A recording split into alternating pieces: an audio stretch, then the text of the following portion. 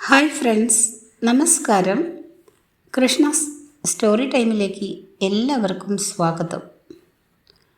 കൃഷ്ണായനം കഥ കേൾക്കാം.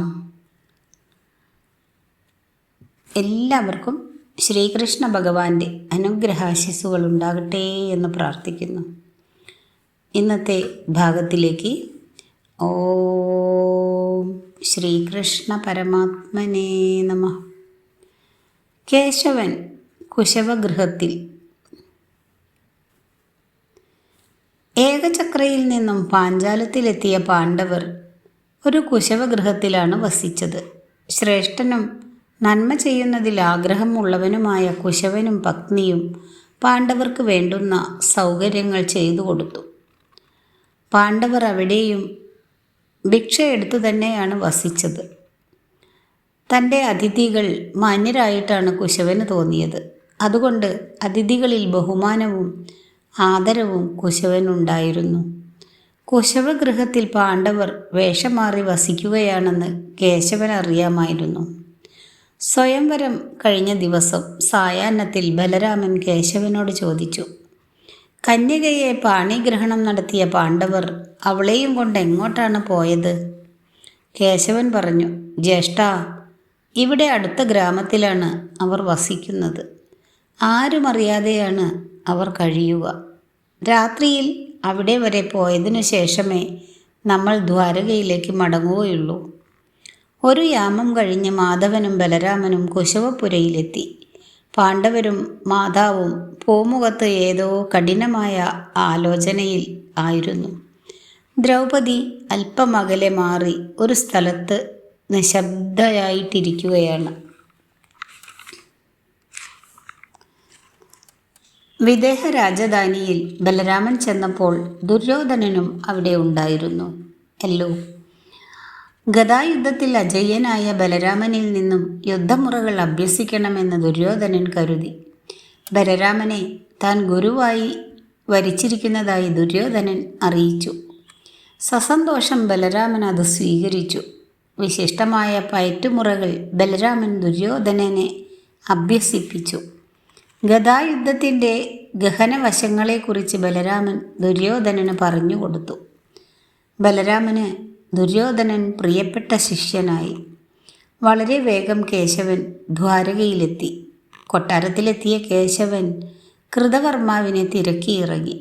അവൻ്റെ ഭവനത്തിലെത്തിയപ്പോൾ ഒരു വാർത്തയറിഞ്ഞു. കൃതവർമാവ് ദ്വാരക വിട്ടു പോയിരിക്കുന്നു.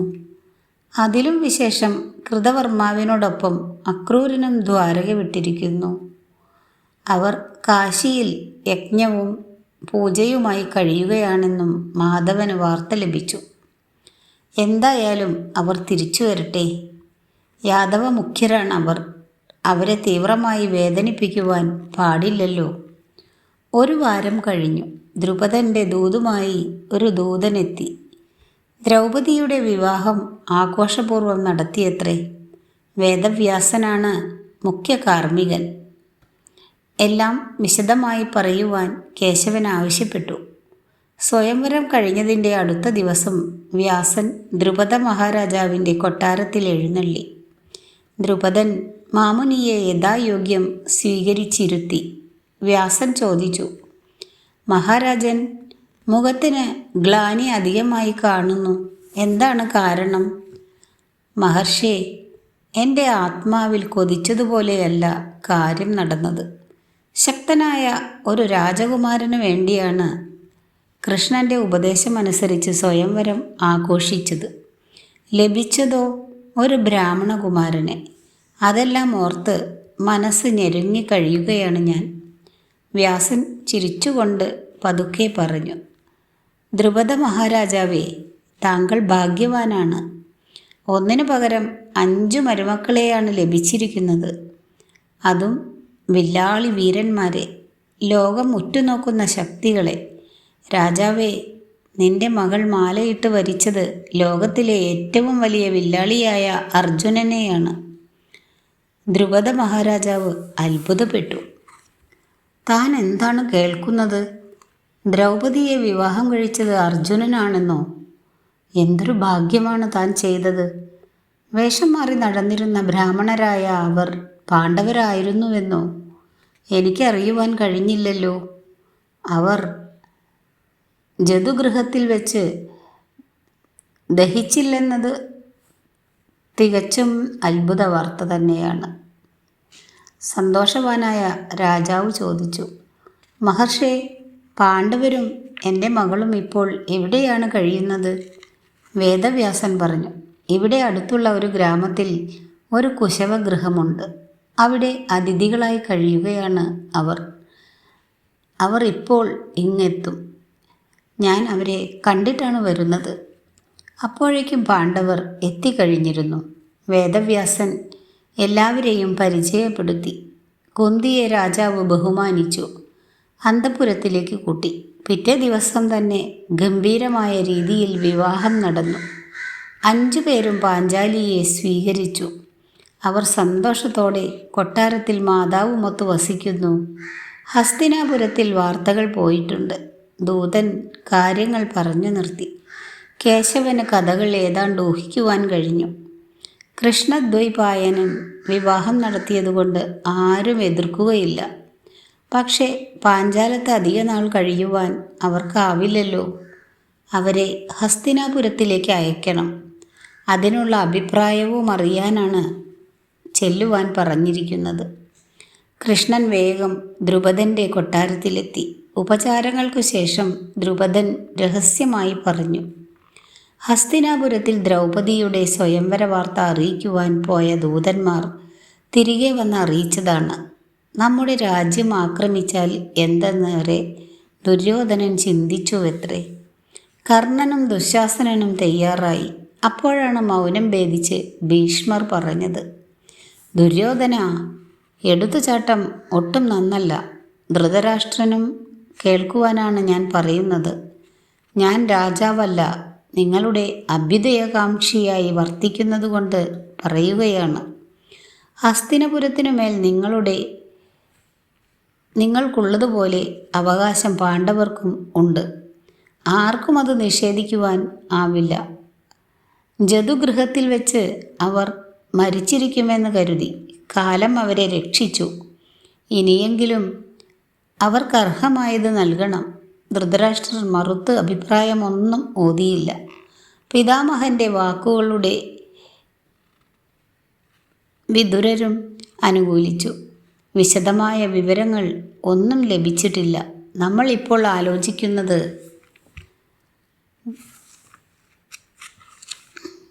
പാണ്ഡവർ ഹസ്തിനാപുരത്തേക്ക് ദ്രൗപദിയോടൊത്തു പോകണമോ വേണ്ടയോ എന്നതാണ്. കൃഷ്ണൻ ആലോചിച്ചിരുന്നു. ദുര്യോധനൻ്റെ ദുരാഗ്രഹവും ധൃതരാഷ്ട്രരുടെ പുത്രസ്നേഹവും ഒത്തുചേർന്നാൽ പാണ്ഡവർ ഹസ്തിനാപുരത്തിൽ കഴിയുക ദുഷ്കരമാകും. പക്ഷേ അവർക്ക് അവകാശപ്പെട്ട അർദ്ധരാജ്യം ലഭിക്കാതിരുന്നാൽ അത് നീതീകരിക്കുവാൻ ആവില്ല. മറ്റു ചിലതുകൂടി കേശവൻ ആലോചിച്ചുറച്ചു. അങ്ങനെ വരുമെന്ന് തന്നെ കൃഷ്ണൻ കണക്കുകൂട്ടി. അപ്പോഴേക്കും 2 ദൂതന്മാർ അകത്തേക്ക് വന്നു. എന്താ? ദ്രുപദൻ ആരാഞ്ഞു. മഹാരാജാവ് തിരുമനസ്സുകൊണ്ട് ജയിച്ചാലും ഹസ്തിനപുരത്തു നിന്ന് വിതുര മഹാഭാഗൻ കാണുവാനെത്തിയിരിക്കുന്നു. വിതുരനോ? അതെ. ദൃഷ്ടദ്യുമ്നനോട് അദ്ദേഹത്തെ സ്വീകരിച്ച് ആനയിക്കുവാൻ പറയൂ. വിതുരൻ വരുന്ന വിവരം പാണ്ഡവരെയും അറിയിക്കൂ. മറ്റൊരു ഭൃത്യൻ എത്തി. അവൻ പറഞ്ഞു, കുന്തിദേവി തമ്പുരാട്ടി കൃഷ്ണനെ കാണുവാൻ കാത്തിരിക്കുന്നു. അന്തഃപുരത്തിലേക്ക് ചെല്ലണമെന്ന്. ദ്രുപദൻ വിതുരനെ സ്വീകരിക്കുവാൻ എഴുന്നള്ളി. കേശവൻ അന്തഃപുരത്തിലേക്കും. കുന്തി കണ്ണനെ പ്രതീക്ഷിച്ചിരിക്കുകയായിരുന്നു. അമ്മായിയുടെ കാലിൽ തൊട്ട് ലൗകികാചാരപ്രകാരം വന്ദിച്ചു കേശവനിരുന്നു. കുന്തി പറഞ്ഞു, മാധവ, സൂത്രധാരനും സൂത്രകർമ്മത്തിൽ സമർത്ഥനുമാണ് നീ. പാണ്ഡവരെ ഹസ്തിനപുരത്തിലേക്ക് നയിക്കുവാനായിരിക്കും മഹാഭാഗനായ വിതുരൻ എത്തുന്നത്. ലാക്ഷാഗൃഹത്തിൽ നിന്നും രക്ഷ പ്രാപിച്ചത് ആ വിശിഷ്ട പുരുഷൻ്റെ ധർമ്മനിഷ്ഠ ഒന്നുകൊണ്ട് മാത്രമാണ്. അതുകൊണ്ട് അദ്ദേഹം ഓതുന്നത് എതിർക്കുവാൻ എനിക്ക് കഴിയുകയില്ല. ധർമ്മജനും ഭീമനും ബുദ്ധിയിലും ശക്തിയിലും സമർത്ഥരാണ്. ഇത് രണ്ടും ഒന്നിച്ചു നിന്നാലാണ് ഞാൻ കാണുന്നത്. ഇത് രണ്ടും ഒന്നിച്ച് നിന്നിലാണ് ഞാൻ കാണുന്നത്. ശ്രേഷ്ഠനായ കേശവ, പറയൂ, ഞങ്ങൾ ഹസ്തിനാപുരിയിലേക്ക് പോകണമോ അതോ മറ്റൊരിടം തേടണമോ? കേശവൻ പറഞ്ഞു, അമ്മായി, അനേകം പ്രശ്നങ്ങൾ ഒന്നിച്ചു കണ്ട് ഉത്തരമോതേണ്ട കാര്യമാണിത്. ഇപ്പോൾ നിങ്ങൾ ഹസ്തിനപുരിയിൽ പോകണം. എൻ്റെ ലക്ഷ്യം തെറ്റിയില്ലെങ്കിൽ അർദ്ധരാജ്യം ലഭിക്കും. പക്ഷേ പുതിയ രാജധാനി പണിയേണ്ടി വരും. ഹസ്തിനപുരത്തിൽ നിങ്ങളെ സ്ഥിരമായി നിർത്തുവാൻ ധൃതരാഷ്ട്രർ ഉദ്യമിക്കുകയില്ല. വിതുരൻ്റെ വാക്കുകൾ കൂടെ അറിയട്ടെ, എന്നിട്ടാവാം കാര്യങ്ങൾ വിശദമായി തീരുമാനിക്കുക. അപ്പോഴേക്കും വിതുരനും ദ്രുപദനും അവിടെ എത്തിക്കഴിഞ്ഞു. അവരെ കുന്തി മാന്യമായി ഉപചരിച്ചിരുത്തി. ഹസ്തിനാപുരത്തെ ചിന്തകൾ വിതുരൻ വിശദമാക്കി. അദ്ദേഹം ഇങ്ങനെ അവസാനിപ്പിച്ചു. കുന്തിയെയും പാണ്ഡവരെയും കൂട്ടുവാനാണ് ഞാൻ വന്നത്. ധൃതരാഷ്ട്ര മഹാരാജാവാണ് എന്നെ നിയോഗിച്ചത്. പ്രഭാതത്തിൽ തന്നെ പോകണം. ദ്രുപദനും മറ്റെല്ലാവരും ഒരു കാര്യം അംഗീകരിച്ചു. അർദ്ധരാജ്യം പാണ്ഡവർക്ക് അവകാശപ്പെട്ടതാണ്. അടുത്ത പ്രഭാതത്തിൽ തന്നെ തേരുകൾ ഹസ്തിനപുരത്തിലേക്ക് ചലിച്ചു. വിതുരൻ്റെയും കുന്തിയുടെയും നിർബന്ധം കൊണ്ട് കേശവനും പാണ്ഡവരോടൊപ്പം ഹസ്തിനപുരത്തിലേക്ക് തിരിച്ചു. കേശവൻ പ്രതീക്ഷിച്ചതുപോലെ കാര്യങ്ങൾ സംഭവിച്ചു. ധൃതരാഷ്ട്രർ പറഞ്ഞു, പാണ്ഡവരും കൗരവരും ഒന്നിച്ച് വസിക്കുക ദുഷ്കരമാണ്. അതുകൊണ്ട് അർദ്ധരാജ്യത്തിന് അവകാശികളായ അവർ ഗാണ്ഡവപ്രസ്ഥത്തിലേക്ക് പോകട്ടെ. അവിടെ രാജധാനി പണിയുവാനുള്ള ഒരുക്കങ്ങൾ നടത്താം. മത്സരങ്ങൾ ഒഴിവാക്കാം. ഗാണ്ഡവപ്രസ്ഥം നഗരമല്ല, പക്ഷേ നാളെ നഗരമാകും. എല്ലാവരും മഹാരാജാവിൻ്റെ വാക്കുകൾ അംഗീകരിച്ചു. ഗാണ്ഡവപ്രസ്ഥത്തിൽ നഗരം നിർണയിക്കുന്നതിന് എല്ലാവരും എത്തി. കേശവൻ പറഞ്ഞ സ്ഥലത്ത് രാജധാനിക്കുള്ള സ്ഥാനം നിർണയിച്ചു. ഹസ്തിനാപുരത്തു നിന്നും പാഞ്ചാലത്തു നിന്നും പണിക്കാരെത്തി. മുഖപ്പുകളോടെ കൂടിയ അരുണസൗധം ഉയർന്നു. മനോഹരമായ ഉദ്യാനങ്ങൾ നിർമ്മിച്ചു.